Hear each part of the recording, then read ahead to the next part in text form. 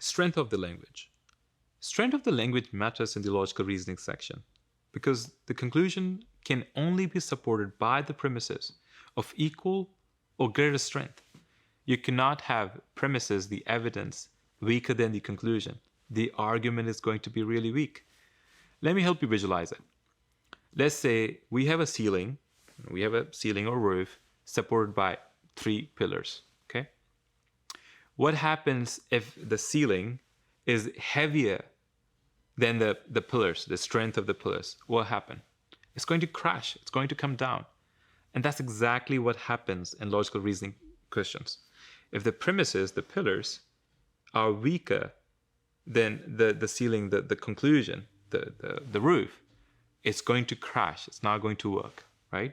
And that's why the concept of the strength of the language matters. The premises, the strength of the language in the premises needs to be as strong as the language in conclusion or stronger than it. It's okay for the premises or the pillars to be stronger than the conclusion, the ceiling, but it's not okay for them to be weaker, okay? And that's where the flaw happens, okay? Let's look at the words which show the strength of the language, okay? The 2 parts of the language that represent strength, one part is probability, and then the other part is proportion. The proportion has to do with the size or the percentage of the things, and the probability has to do with how likely something will happen, okay? So let's go through strong, moderate, and very weak probability keywords, okay? The strong probability keywords are must, will, always.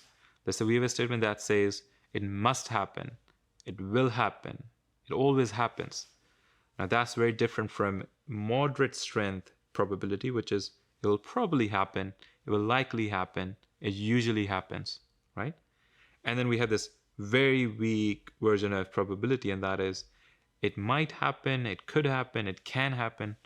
So it's very important to be able to notice the strength of the language as you're reading a stimulus. Okay. Let's move to the proportion part. The strong proportion will look like anyone, every, all. So these words, these strong proportion words, represent percentage, 100%. It means all of them, the entire population, the entire group. Moderate proportion looks something like most, majority. Most and majority are strong, but relative to words like every and all, they are weak, right? Most and majority means it's greater than the 50%, but it's not 100%. Okay, so it's somewhere in the middle. And lastly, we have weak proportion words like some, many, few, several. These words mean that it can go from 0 to 100%, could be anywhere. It doesn't fix it above 50% or at 100%, as in the previous cases. Okay, so we have to be very careful about these keywords. If we have a conclusion which has stronger language in terms of probability or proportion than the premise, that's a flaw. We have to catch it right there, and it's going to help us save time answering the question.